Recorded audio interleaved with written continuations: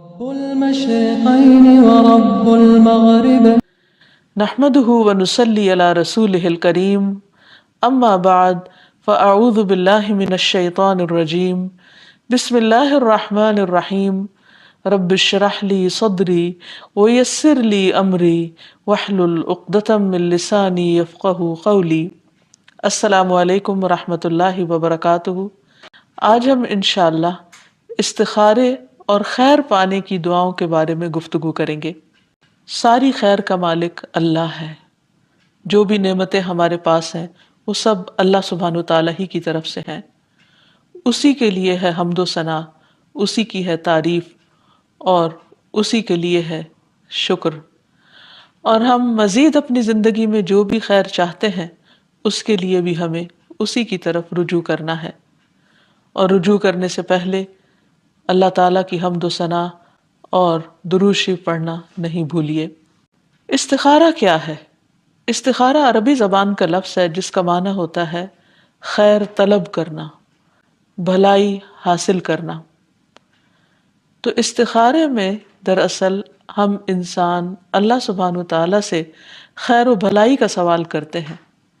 اس کی تفصیلات آگے آئیں گی، لیکن جہاں تک خیر حاصل کرنے کا تعلق ہے تو ہم میں سے ہر شخص اپنے رب کا محتاج ہے۔ اپنی ہر ضرورت میں اسے اپنے رب ہی کی طرف رجوع کرنا چاہیے۔ موسیٰ علیہ السلام جب مدین گئے اور ایک درخت کے سائے کے نیچے جا کر بیٹھے جہاں وہ کسی کو نہیں جانتے تھے، اس وقت وہ بھوکے پیاسے بھی تھے اور ایک پناہ کی تلاش میں بھی تھے۔ وہ دشمن کے خوف سے بھاگے تھے، لہٰذا انہیں امن بھی چاہیے تھا۔ تو ایسے میں انہوں نے اپنے رب کو پکارا اور دعا کی، رب انی لما انزلت الی من خیر فقیر۔ اے میرے رب، جو بھی خیر تو نازل کر دے، جو بھی بھلائی تو اس وقت مجھے عطا کر دے، میں اس کا محتاج ہوں، مجھے اس کی ضرورت ہے۔ اور پھر اللہ سبحانہ و تعالیٰ نے ان کی تمام ضروریات پوری کر دی۔ پھر اسی طرح اللہ تعالیٰ تمام انسانوں کو مخاطب کر کے فرماتے ہیں قرآن مجید میں، اے لوگو تم سب اللہ کے محتاج ہو اور اللہ بے نیاز تعریف والا ہے۔ لہٰذا ہم سب انسان اللہ سبحانہ تعالیٰ کی طرف سے ملنے والی خیر کے محتاج ہیں۔ اور پھر اللہ سبحانہ تعالیٰ کا مومن کے بارے میں جو بھی فیصلہ ہوتا ہے وہ اس پر راضی ہوتا ہے اور وہ اس کے حق میں خیر ہی خیر ہوتا ہے۔ انس رضی اللہ عنہ سے مروی ہے کہ میں نے نبی صلی اللہ علیہ وسلم کو یہ فرماتے ہوئے سنا کہ مجھے تو مومن پر تعجب ہوتا ہے کہ اللہ اس کے لیے جو فیصلہ بھی فرماتا ہے وہ اس کے حق میں بہتر ہی ہوتا ہے۔ ایک اور حدیث میں آتا ہے، نبی صلی اللہ علیہ وسلم نے فرمایا، مجھے تو مومن کے معاملے پر تعجب ہوتا ہے کہ اس کے معاملے میں سراسر خیر ہی خیر ہے، یعنی مومن کی ہر حالت خیر والی ہے، اور یہ سعادت مومن کے علاوہ کسی کو حاصل نہیں کہ اگر اسے کوئی بھلائی حاصل ہوتی ہے تو وہ شکر کرتا ہے جو کہ اس کے لیے خیر ہے، اور اگر اسے کوئی تکلیف پہنچتی ہے تو وہ صبر کرتا ہے اور یہ بھی اس کے لیے خیر ہے۔ یعنی اچھا حال ہو یا تکلیف دہ حال ہو، دونوں حالتوں میں مومن کا رویہ مثبت ہوتا ہے۔ نعمت ملنے پر وہ اکڑتا نہیں اور تکلیف آنے پر وہ بلبلاتا نہیں، بلکہ اللہ سبحانہ تعالیٰ کی رضا پر راضی رہتا ہے اور صبر سے اپنے وقت کو گزارتا ہے۔ بہرحال آج چونکہ ہمارا موضوع استخارہ ہے تو ہمیں سب سے پہلے اس کی حقیقت سمجھنی چاہیے کہ استخارہ کیا ہوتا ہے، کب کیا جاتا ہے، کیوں کیا جاتا ہے، اور اس میں مومن کے لیے کیا فائدے ہیں۔ استخارہ عربی زبان کا لفظ ہے جس کا مطلب ہوتا ہے خیر چاہنا، بھلائی مانگنا۔ اس میں انسان اللہ سبحانہ تعالیٰ سے دعا کرتا ہے، وہ مسنون دعا جو نبی صلی اللہ علیہ وسلم نے سکھائی، اور اس کے ذریعے اللہ تعالیٰ سے خیر و بھلائی چاہتا ہے، اور اس میں کہتا کیا ہے کہ اے اللہ، اگر فلاں کام میری دنیا اور آخرت کے لیے بہتر ہے تو اسے میرے مقدر کر دے، کیونکہ کامل قدرت صرف تجھی کو حاصل ہے، اور اگر یہ کام میری دنیا اور آخرت کے اعتبار سے اچھا نہیں تو اس کو مجھ سے پھیر دے اور مجھے اس سے پھیر دے۔ سوال یہ پیدا ہوتا ہے کہ انسان کو اس دعا کی کیا ضرورت ہے یا استخارہ کرنے کی کیا ضرورت ہے؟ تو سب سے پہلی بات تو یہ کہ انسان کمزور پیدا کیا گیا ہے، قرآن مجید میں آتا ہے خلق الانسان ضعیفا، کہ انسان کمزور پیدا کیا گیا ہے، اور پھر یہ کہ انسان محتاج ہے، وہ اپنی زندگی کے ہر فیصلے میں اللہ سبحانہ وتعالیٰ سے رہنمائی کا محتاج ہے۔ انسان صرف کھانے پینے کا محتاج نہیں، اپنے فیصلوں میں بہترین رہنمائی کا بھی محتاج ہے۔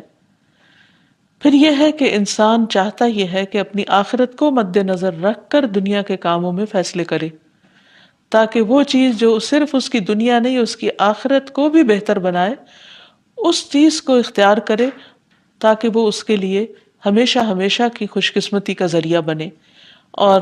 انسان اپنے مستقبل کے بارے میں نہیں جانتا،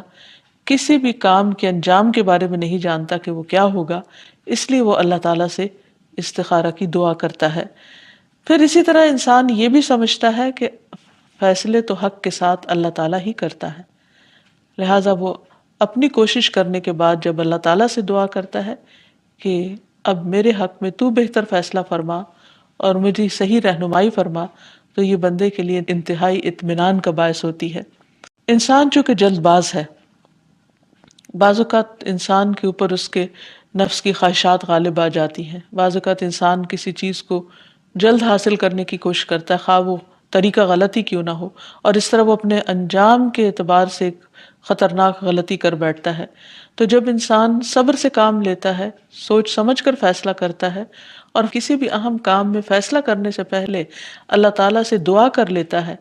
تو اس کے اس تمام عمل میں خیر پیدا ہو جاتی ہے۔ اور سب سے بڑی بات یہ کہ نبی صلی اللہ علیہ وسلم نے صحابہ کو خود استخارے کی تعلیم دی ہے اور اس کا طریقہ سکھایا ہے۔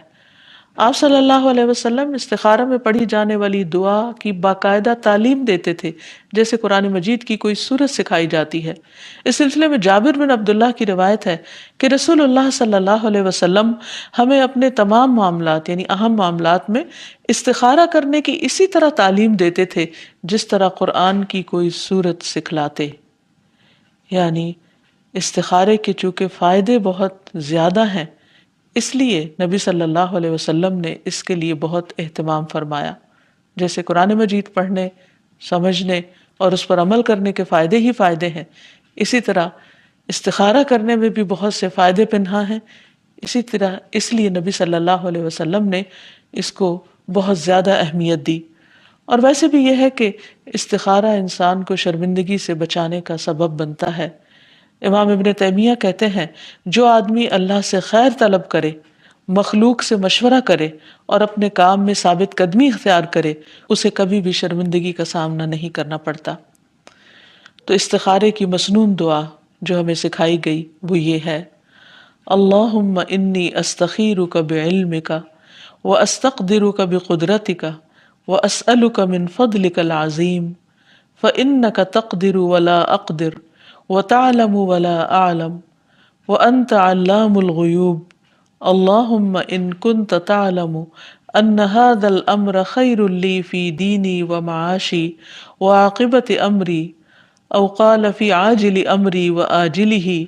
فاقدرہ لی وان کنت تعلم ان هذا الامر شر لی فی دینی ومعاشی وعاقبت امری او قال فی عاجل امری وآجلہ فاصرف عنی واصرفنی عنہ واقدر لی الخیر حیث کان ثم ردنی بہ۔ اے اللہ، میں تجھ سے تیرے علم کی بدولت خیر طلب کرتا ہوں، اور تیری قدرت کی بدولت تجھ سے طاقت مانگتا ہوں، اور تیرے فضل عظیم کا طلبگار ہوں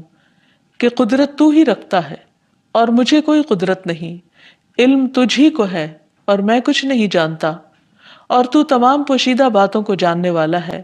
اے اللہ، اگر تو جانتا ہے کہ یہ کام یعنی جس کے لیے استخارہ کیا جا رہا ہے میرے دین اور دنیا اور میرے کام کے انجام کے اعتبار سے میرے لیے بہتر ہے، یا آپ نے فرمایا کہ میرے لیے وقتی طور پر اور انجام کے اعتبار سے بہتر ہے، تو اسے میرے لیے نصیب کر۔ اور اگر تو جانتا ہے کہ یہ کام میرے دین، دنیا اور میرے کام کے انجام کے اعتبار سے برا ہے، یا آپ نے یہ بھی فرمایا کہ میرے معاملے میں وقتی طور پر اور انجام کے اعتبار سے برا ہے، تو اسے مجھ سے ہٹا دے اور مجھے بھی اس سے ہٹا دے، پھر میرے لیے خیر مقدر فرما دے جہاں بھی ہو اور پھر مجھے اس پر راضی کر دے۔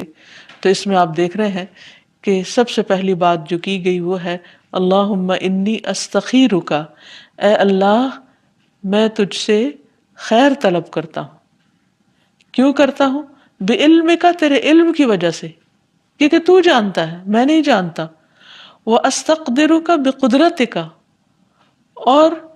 تیری قدرت کی بدولت تجھ سے طاقت مانگتا ہوں کہ میں اس کام کو کر سکوں۔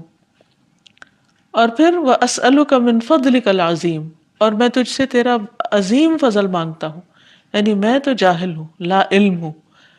اپنے لیے خیر کو نہیں پہچان سکتا کہ میرے لیے خیر اور بھلائی کس رخ میں ہے، کس طریقے پر ہے، کس چیز میں ہے، لیکن تو جانتا ہے اپنے مکمل علم کی وجہ سے، اپنی بھرپور قدرت کی وجہ سے۔ فإنک تقدر ولا اقدر، کیونکہ تو قدرت رکھتا ہے میں نہیں رکھتا،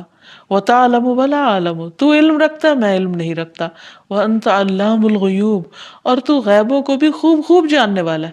یعنی جو چیزیں میری نگاہوں سے چھپی ہوئی ہیں وہ تجھ سے چھپی ہوئی نہیں ہیں، تو سب کچھ جانتا ہے کہ جو کام میں کرنے جا رہا ہوں یہ میرے حق میں بہتر بھی ہے یا نہیں۔ اور پھر ان کنت تعلم ان ھذا الامر خیر لی، اگر تو جانتا ہے کہ یہ کام میرے حق میں بہتر ہے، فی دینی، کس اعتبار سے بہتری؟ فی دینی، میرے دین میں، و معاشی، اور میرے معاش میں، کام کاروبار میں، و عاقبت امری، اور میرے کام کے انجام میں، یعنی دنیا میں بھی اور آخرت میں بھی یہ کام جو میں کر رہا ہوں اس کا انجام اچھا ہوگا، یا یہ کہ وقتی طور پر، عارضی طور پر، ابھی بھی اور بعد میں بھی، یعنی آخرت میں بھی یہ چیز میرے حق میں بہتر ثابت ہوگی، فقدرہ لی، تو اسے میرے مقدر کر دے، یعنی میرے لیے پھر آسان کر دے کہ میں اس کو کر جاؤں، یا وہ میری قسمت میں کر دے۔ اور اگر یہ سب کچھ میرے حق میں برا ہے، کیونکہ میں تو نہیں جانتا کہ اچھا ہے یا نہیں، کیونکہ قرآن مجید سے ہمیں یہ پتہ چلتا ہے، اللہ تعالیٰ فرماتے ہیں عسیٰ ان تحبوا شیئا وہو شر لکم، ہو سکتا ہے ایک چیز سے تم محبت رکھتے ہو اور وہی چیز تمہارے حق میں بری ہو، وعسیٰ ان تکرہوا شیئا ویجعل اللہ فیہ خیرا کثیرا، اور ہو سکتا ہے ایک چیز کو تم ناپسند کرتے ہو اور اللہ تعالیٰ اسی میں بہت بڑی بھلائی رکھ دے۔ انسان کی نگاہ کوتاہ ہے، انسان کی عقل محدود ہے، انسان کا علم محدود ہے، اس لیے وہ اپنے بارے میں خود صحیح طور پر فیصلہ نہیں کر پاتا، اسی لیے انسان دنیا کے معاملات میں انسانوں کے پاس بھی مشورہ کرنے کے لیے اسی لیے جاتا ہے اور ان سے مشورہ کرتا ہے جو علم میں اس سے زیادہ بہتر ہوتے ہیں یا اس خاص چیز کے بارے میں زیادہ جانتے ہوتے ہیں جس موضوع پر وہ مشورہ کرنا چاہتا ہے۔ تو اس کے پیچھے بھی وجہ یہی ہوتی ہے کہ انسان اپنی کم علمی کا اور کم ہمتی کا یا طاقت کی کمی کا یا قدرت کی کمی کا اعتراف کرتے ہوئے اس ہستی کے پاس جاتا ہے کہ جو ہر چیز کے مالک ہے کہ تو میرے حق میں خیر کر دے۔ تو اسی لیے ہم دیکھ رہے ہیں کہ دعا کے اندر جو اصل چیز ہے وہ اللہ تعالیٰ سے خیر و بھلائی مانگنا ہے، کوئی غیب کی خبر معلوم کرنا نہیں ہے، اور اس کے لیے یہ بھی کوئی شرط نہیں ہے کہ انسان کسی خواب میں دیکھے یا کوئی غیبی آواز اس کو آئے یا کوئی مخصوص رنگ خواب میں دیکھے تو اس سے کوئی تعبیر نکالے اور پھر اس سے کہے کہ ہاں مجھے استخارے کے بعد خواب میں اشارہ ہو گیا کہ یہ خیر ہے یا نہیں۔ نہیں، انسان جب کسی کام کو کرنا چاہے تو اس کے بعد اس کو اگر اچھا سمجھتا ہے تو اللہ تعالیٰ سے 2 نفل نماز پڑھ کر دعا مانگ کر معاملہ اللہ تعالیٰ کے سپرد کر لے اور جو کچھ میسر ہو اس کے مطابق عمل کر لے، اور اس کے بعد جو بھی ہو جائے اسے اللہ تعالیٰ کی طرف سے اپنے لیے ایک بھلائی کا فیصلہ ہی سمجھے اور اس پر راضی رہے۔ صحابہ کہتے ہیں کہ رسول اللہ صلی اللہ علیہ وسلم انہیں ہر کام میں استخارے کا حکم دیتے تھے، یعنی ہر کام سے مراد یہ کہ ہر اہم کام میں استخارہ کرنے کا حکم دیا کرتے تھے۔ جب انسان ایک بار استخارہ کی دعا کر لیتا ہے، اللہ سبحانہ وتعالیٰ کی رضا پر راضی ہو جاتا ہے، تو اللہ سبحانہ وتعالیٰ جو چیز اس کے حق میں بہتر ہوتی ہے اس کی طرف اس کا رخ پھیر دیتے ہیں۔ ایک بات اور بھی یاد رہے کہ استخارہ کرنے کے بعد جب انسان ایک فیصلہ کر لے اور کام شروع کر دے تو اس کے بعد پھر بار بار استخارہ کرنے کی ضرورت نہیں۔ مثلاً بچی کے لیے ایک پروپوزل آیا، آپ نے استخارہ کیا، آپ کا دل مطمئن ہو گیا، آپ نے ہاں کر دی اور بات آگے بڑھنے لگی اور بیچ میں کوئی چھوٹی موٹی چیز ناپسند ہوئی اور پھر سے استخارہ شروع کر دیا، تو یہ بات درست نہیں۔ قرآن مجید میں آتا ہے فَإِذَا عَزَمْتَ فَتَوَكَّلْ عَلَى اللَّهِ، جب آپ کسی کام کا پکا ارادہ کر لیں یعنی استخارہ وغیرہ کے بعد فَتَوَكَّلْ عَلَى اللَّهِ تو پھر اللہ پر بھروسہ کریں. لیکن یہ یاد رہے کہ یہاں فرض کاموں میں استخارے کا حکم نہیں ہے کہ جیسے آپ کو فرض نماز پڑھنا ہے یا زکوٰۃ ادا کرنا ہے یا حج پہ جانا ہے تو آپ استخارہ کریں کہ میں اپنا فرض ادا کروں یا نہیں، تو ایسا کچھ بھی نہیں ہے. پھر اسی طرح حرام کام اگر کوئی کر رہا ہے اس کو چھوڑنا چاہتا ہے تو اس میں بھی استخارے کی ضرورت نہیں ہے. حرام ہے، مثلا کوئی شخص شراب پیتا ہے تو اسے اب چھوڑنے کے لیے یہ نہیں کرنا کہ میں پہلے استخارہ کر لوں کہ شراب چھوڑوں یا نہیں. جو چیز اللہ نے منع کی ہے اس کو استخارے کے بغیر بھی چھوڑنا ہے کیونکہ اسی میں خیر و بھلائی ہے.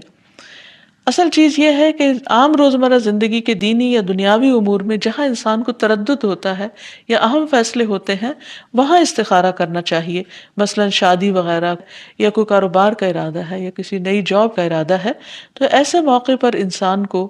استخارہ کرنا چاہیے اور اپنے تردد کو دور کر دینا چاہیے اور اللہ تعالیٰ پر پھر بھروسہ کرنا چاہیے. اور اس میں یہ ہے کہ اگر وقت نہ ہو یعنی بہت جلد فیصلہ کرنا ہو، فوراً ڈیسیژن لینا ہو تو صرف دعا پر بھی اکتفا کیا جا سکتا ہے، ورنہ اصل مسنون طریقہ یہ ہے کہ پہلے 2 نفل پڑھے جائیں اور اس کے بعد دعا پڑھی جائے. اور پھر یہ کہ مسنون طریقے پر استخارہ کیا جائے، خود استخارہ کیا جائے. جو صاحب معاملہ ہو وہ اپنے لیے خود استخارہ کرے. کسی اور سے استخارہ کروانا تو دراصل استخبارہ ہے، یعنی اس سے خبر معلوم کرنا. تو کسی اور کے پاس تو ہمارے لیے کوئی خبر نہیں ہو سکتی کیونکہ کوئی بھی غیب کا علم نہیں جانتا. پھر اسی طرح یہ ہے کہ انسان پورے اخلاص اور یقین کے ساتھ استخارہ کرے اور اللہ تعالیٰ پر اعتماد کرے، نماز میں خشوع اور تضرع اختیار کرے. اور یہ نماز فرض نماز کے علاوہ ہوگی، یہ نہیں کہ فرض نماز کے بعد انسان کہے کہ یہ استخارے کی نماز ہے اور اسی میں ہی دعا پڑھ لی جائے. ہاں اشد ضرورت کے وقت الگ سے دعا پڑھی جا سکتی ہے، ورنہ اصل طریقہ یہی ہے کہ نفل کے ساتھ دعا پڑھی جائے. جب استخارہ کر لے انسان تو اس کے بعد پھر اللہ پر بھروسہ کرے اور اللہ تعالیٰ پر توکل کرتے ہوئے اپنے کام جاری رکھے. پھر بعض اوقات یہ سوال ذہن میں آتا ہے کہ کیا استخارہ ایک بار کرنا کافی ہے یا ایک سے زائد بار بھی کیا جائے؟ تو اس میں یہ ہے کہ انسان ایک دفعہ کرنا بھی اس کے لیے کافی ہے، لیکن اگر وہ ایک سے زیادہ بار بھی کرنا چاہے تو یہ نوافل ہے، نوافل کے پڑھنے میں کوئی حرج نہیں ہے. استخارے کے سلسلے میں یہ بھی یاد رہے کہ اگر ایک کام میں بہت سے لوگ شریک ہیں تو وہ سب کے سب استخارہ کریں گے، اور استخارہ کروانے کے لیے کسی کاہن یا نجومی کے پاس جانے کی ضرورت نہیں ہے یا کسی خاص دینی بزرگ کے پاس جانے کی ضرورت نہیں ہے. ہر انسان کا اللہ سبحانہ وتعالیٰ کے ساتھ براہ راست تعلق ہونا چاہیے کیونکہ ہم سب اللہ کی مخلوق ہیں. اور نبی صلی اللہ علیہ وسلم نے کبھی بھی لوگوں کو یہ نہیں کہا کہ آپ میرے پاس آؤ میں تمہارا استخارہ کر کے دیتا ہوں، بلکہ ہر ایک کو دعا سکھائی اور ہر ایک اپنے لیے خود استخارہ کرے. اور پھر یہ ہے کہ بعض اوقات یہ بھی ہوتا ہے کہ استخارہ کرنے کے باوجود جو ہم کام کرتے ہیں اس میں وہ فائدہ نہیں ہوتا، تو پھر وہ حدیث یاد رکھے کہ مومن کے ہر فیصلے میں خیر ہے. اگر اسے کوئی تکلیف بھی پہنچ جاتی ہے اور اس پر وہ صبر کرتا ہے تو اس کے لیے اجر ہے. ایک چیز بظاہر شر نظر آتی ہے لیکن حقیقت میں وہ باطن میں ہمارے لیے خیر ہوتی ہے. تو چیزوں کو ان کے اصل انجام کے لحاظ سے دیکھنا چاہیے، وقتی طور پر کیا ہوا کیا نہیں، فائدہ ہوا یا نقصان ہوا، اس اعتبار سے نہیں. ہو سکتا ہے ایک چیز دنیا میں ہمیں بہت فائدے کی نہ نظر آ رہی ہو لیکن آخرت کے اعتبار سے وہ ہمارے لیے بہت فائدے کی ہو. تو مومن تو ہمیشہ اس بات پر یقین رکھتا ہے کہ اس کے رب کا ہر فیصلہ اس کے لیے خیر والا فیصلہ ہے، کیونکہ اللہ تعالیٰ اپنے بندوں پر نہ ظلم کرتا ہے اور نہ ان کے ساتھ شر کا ارادہ کرتا ہے.